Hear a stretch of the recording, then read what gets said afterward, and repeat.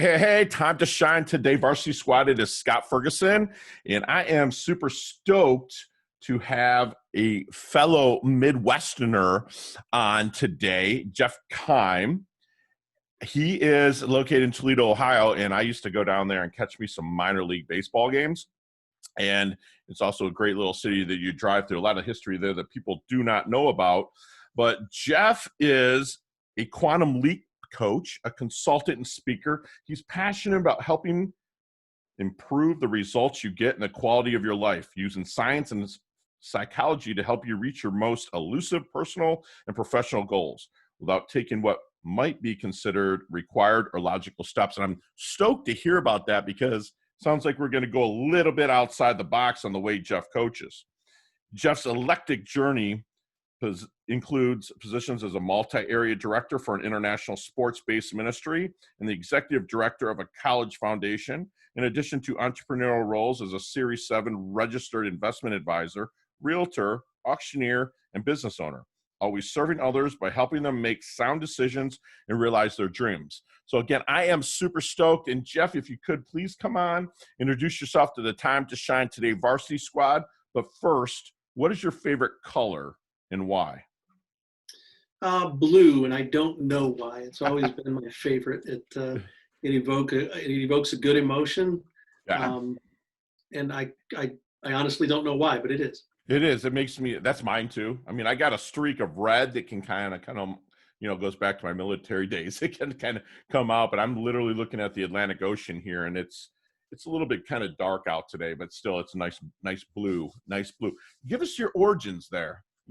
How'd you get started? Where, let's kind of take you out of high school. How'd you get started and then work your way in to how you're helping others to level up? Sure. I originally wanted to be a financial wizard, and thought I was going to be Alex P. Keaton when I got out of college. Family ties for any of you younger listeners here. I went out to New York and I interned with Merrill Lynch out there for 2 summers. Okay. And that was going to be my track. I wanted to get a pedigree, get my card stamped really on Wall Street for about 7 years. And then I was going to go down to North Carolina and do finance down in the New Blue Ridge Mountains, where they do a whole lot of finance, but they move a lot slower paced. And so all of that was going along swimmingly well until I met my wife, and she was from here in Northwest Ohio as well. And as soon as I met her, I knew I wanted to marry her, and I knew I didn't want to raise a family in New York City. So that kind of upset that apple cart. Gotcha. Did you meet her out there from the Midwest? No, I met her here home because I only was interning. I only was spending summers in New York. That's right. Okay. And I met her in the January of 1990. So when we got married, I kicked around here a little bit, finding different things with Dun & Bradstreet as a financial analyst. But her dad is 40 years in the real estate auctioneer business, antique business. And he said to me literally one day, he said, son, you ought to learn to make some money with that mouth of yours. And he was totally serious. He was being facetious, but he was absolutely serious. And so I did. I went and I got my auctioneer's license. I went and got my real estate license, and I launched into an 18-year career in auctions and real estate, and very rewarding, although it was just something that I knew I didn't want to do going into my 40s and 50s. I didn't want to be, I didn't want the physical labor that came along with an auction business. And I didn't know how to graduate that into a gallery business, because realistically, because I'm too close to my father-in-law, he's about 7 miles from here. Mm-hmm. And people still associated me with his business. They'd see me after I ran my own auction company and say, I haven't seen you around John's auctions. And just because I own my own business. Right.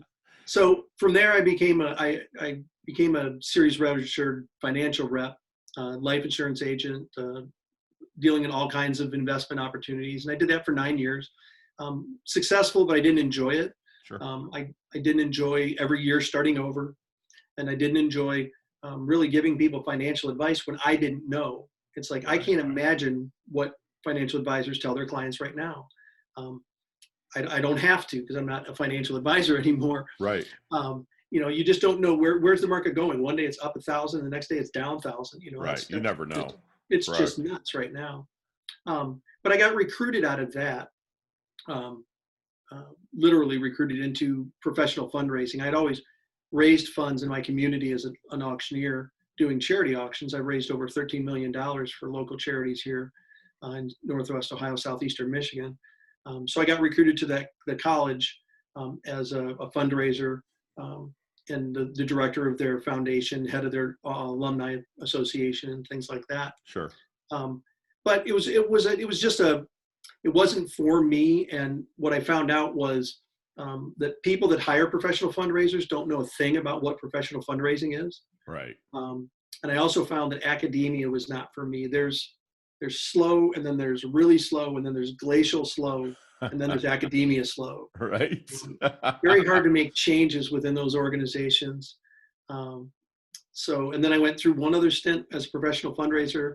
And again, ran into the same things. I thought I had vetted it well, but just the same things, unspoken expectations. And when you're dealing with with a board that's made up of volunteers, and they're all giving you advice, but they don't do what you do.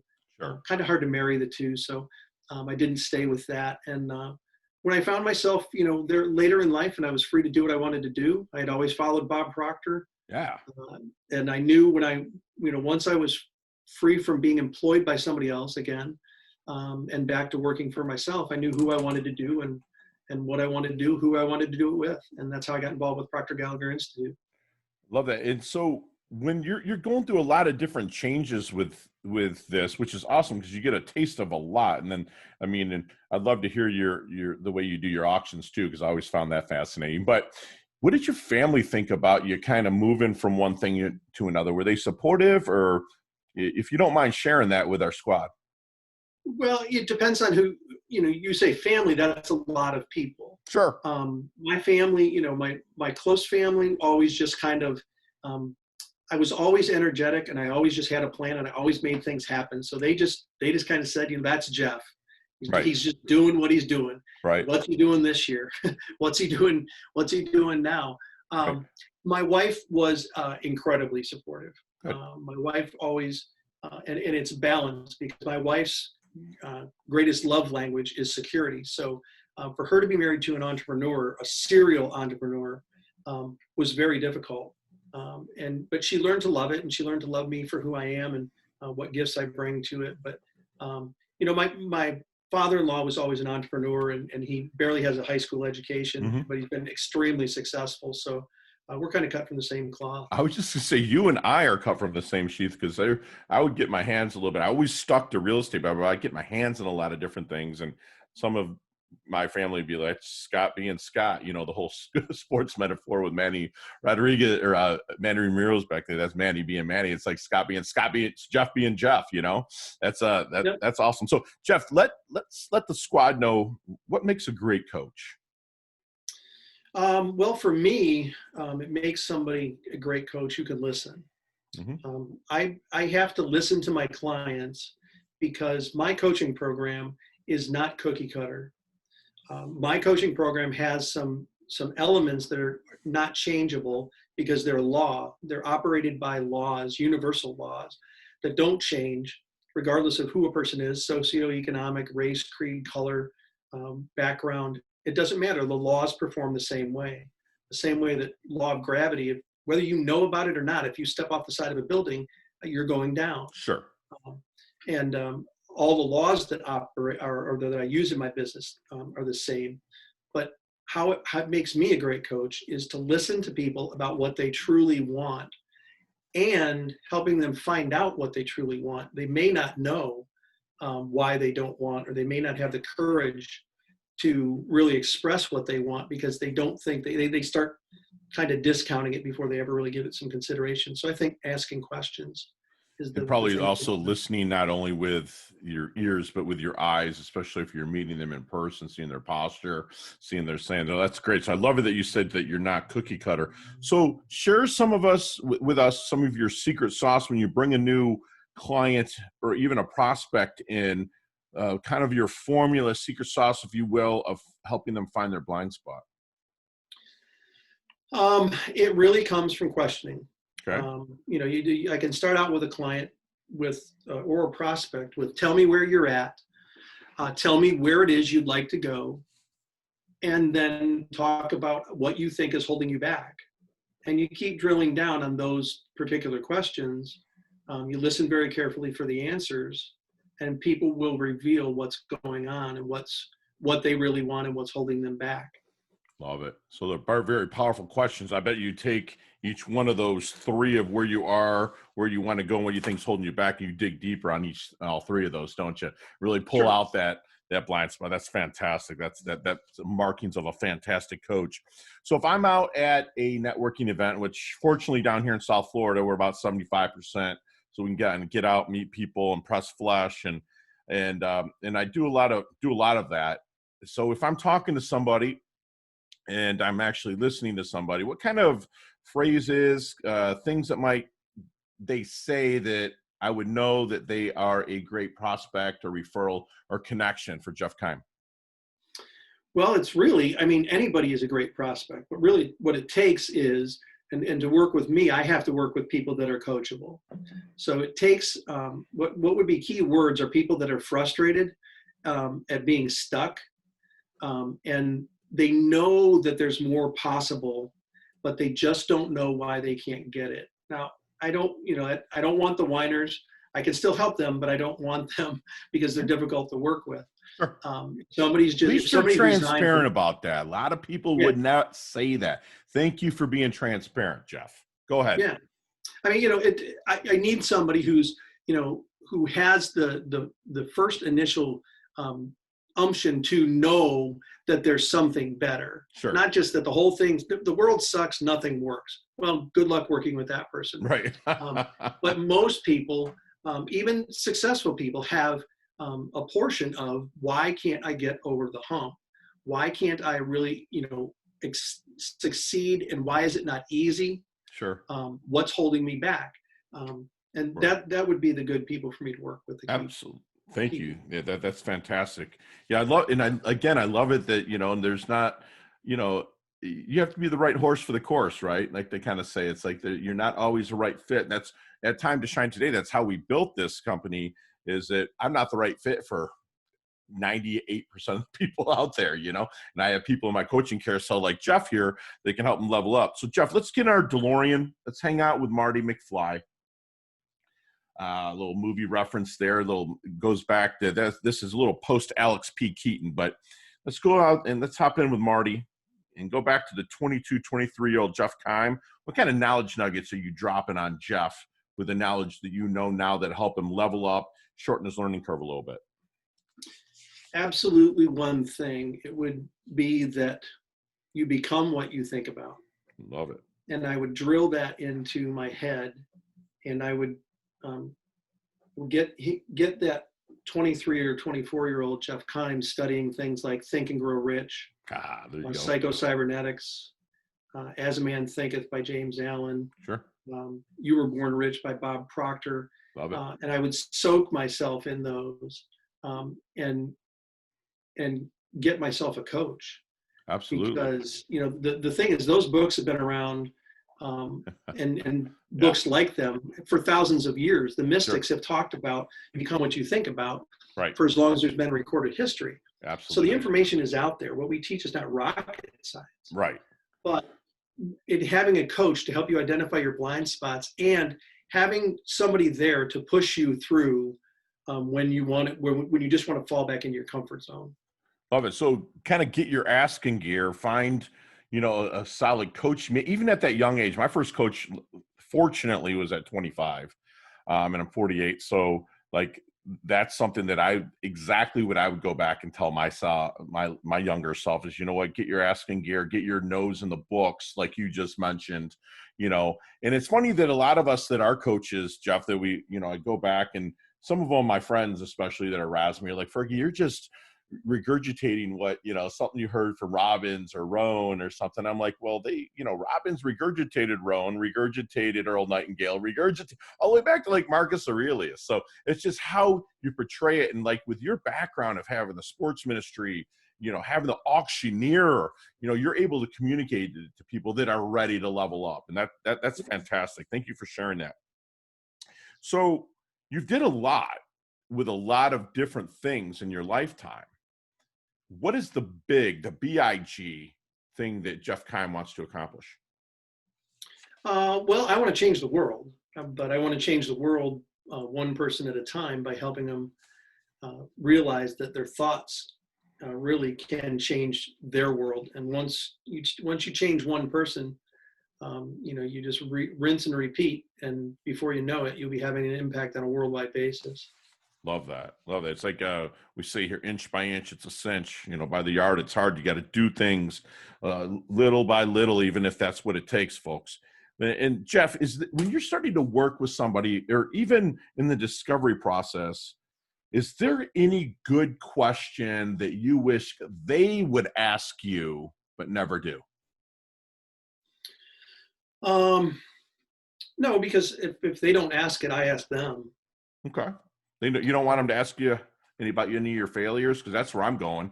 I want to know how you failed and what you did to fail forward. Heck no. I mean, I think that you have to be honest with them. I mean, I wouldn't, but I don't want my clients necessarily thinking about that. I think there are no failures unless you quit. Okay. There are just there's only life lessons, and you can make mistakes. Sure. But mistakes aren't forever. Right. And you can't learn without mistakes. You can't learn without failing. I think most people are just too timid. If you don't think you're ready, great. Jump off the cliff and build a plane on the way down. Yeah. So tell us about a fail. Something where you failed forward, kept going, bit down on your mouthpiece. Let's use some sports metaphors. Come on, come with it, Jeff. Come on now. Yeah, the best one I can relate to is I literally was booked on a speaking engagement with another person. It was in my schedule, and I just completely forgot about it. I mean, maybe a reminder didn't go off on my phone or something, but it was 45 minutes past the time when I was supposed to be there at a booked speaking engagement with another person. And I totally, just screwed the pooch. It was out of, and I looked down, and then I looked at my schedule, and I was like, holy crap. I left this guy hanging, and he's, what do you do in that instance? I just took a mea culpa, and I'm like, shoot, I'm sorry. Called up and apologized and said I would never let it happen again. But that's pretty embarrassing. Yeah, I bet. But you still press forward and you still grew your company, which is fantastic. So, Jeff, we talk a lot about the dash here at Time to Shine today, and I want to know how you want your dash remembered. That dash is that little line in between your life date and death date. How do you want your epitaph to read? How do you want that dash remembered for Jeff Keim? That's a good question.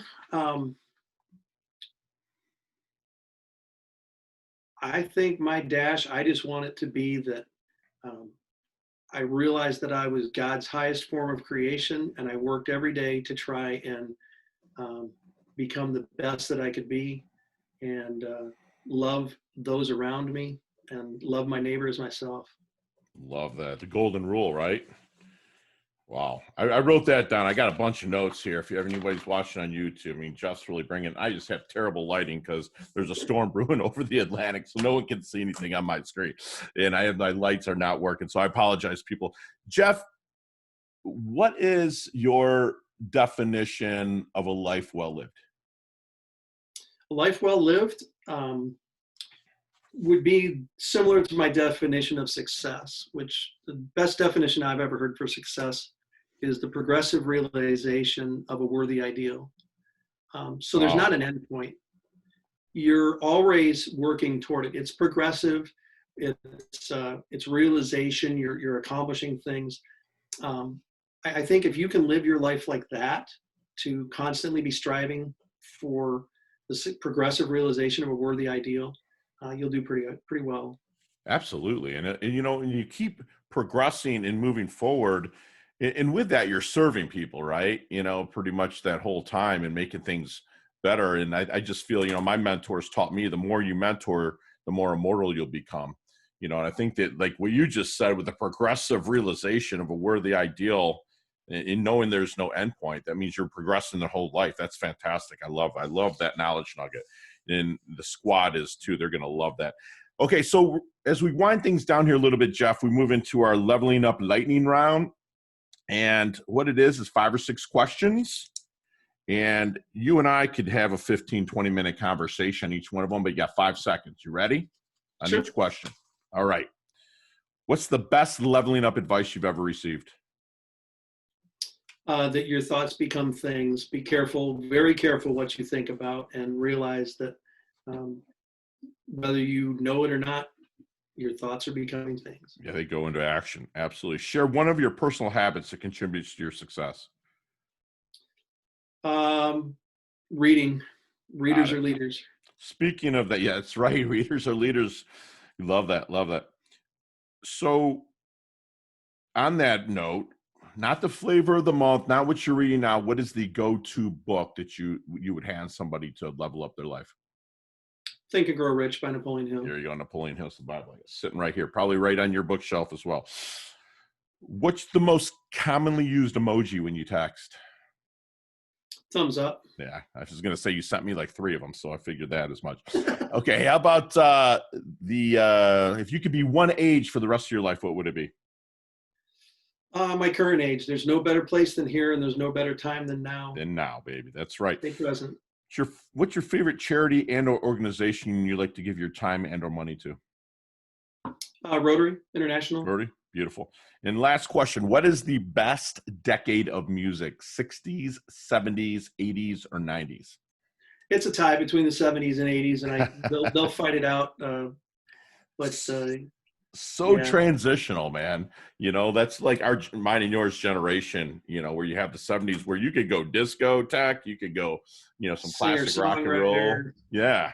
You know, that's absolutely. Jeff, how can we find you? Best place to find me is on LinkedIn. You just go to jefflinkedin.com is the best way, and that'll get you right to my LinkedIn. You can message me there, or other ways to get a hold of me. Okay, no problem. I'm going to put all of that in the show notes. And Jeff, if you could, please leave the Time to Shine today's squad with one last knowledge nugget you want them to take with them, internalize, and put into action. Yeah, one last nugget would be realize that you have more power by using your mind than you'll ever have doing anything mechanically. And you need to spend some time learning how you think and how it's affecting your life. And realize that you have a lot of control over what happens. You really shouldn't pay any attention to circumstance or conditions outside of you. All your answers lie within you. And I would recommend getting a coach, whether it's me, whether it's somebody else. Work with somebody. The best athletes in the world all have coaches. All of them, right? Yeah. All of them. And look at somebody like Michael Jordan. You know, Sure. When he was NBA MVP, Defensive Player of the Year, won the slam dunk competition, and Doug Collins was his coach. He did well, but he didn't do well for his team. When he got with Phil and got, some transitioned into not being he was still the star, but it wasn't all about him scoring, and they started running the triangle offense. Yeah. That's when they went and won 6 championships. Yeah, I hate him. No, that's okay. I'm a bad boys guy, but no, I respect the heck out of Michael Jordan. I feel you, Jeff. I get it, but I just can't throw him too much, especially after he's ripping my bad boys on there. You know what I'm saying? It's when we'll talk about how the bad boys brought in Chuck Daly. You can talk. Good coaches talk about Chuck Daly. He was something else. Yeah, no, Michael Jordan's the GOAT, and he's the best ever. It's funny. I'm having Tim Grover, who wrote the book Relentless, on here. That was Jordan, Kobe, Dwayne Wade's, all of their strength and conditioning coaches. And he wrote that book Relentless, and I had to get him on. He's coming on in 2 weeks, and the stories that he even told me in our discovery interview were amazing about Jordan. So it's going to be a lot of fun. But listen, squad, you guys have just had a mastermind class pretty much for free from a gentleman who knows that he's God's highest form of creation. He's always living a life of progressive realization of a worthy ideal, knowing that there is no end point. You have more power using your mind than you do anything, mechanically. Supportive wife and family, which helps him try different endeavors, and he excels in each one of them. A great coach listens to what he truly wants. If you're frustrated, stuck, and you're ready to kick ass and not sit on your ass, and you really want to level up, a guy like Jeff is the person you want to call. He's humble, yet he's hungry. He's fired up. He's leveled up. And Jeff, you're part of our squad now. And thank you so, so much for coming on. I thank you. Have a great day.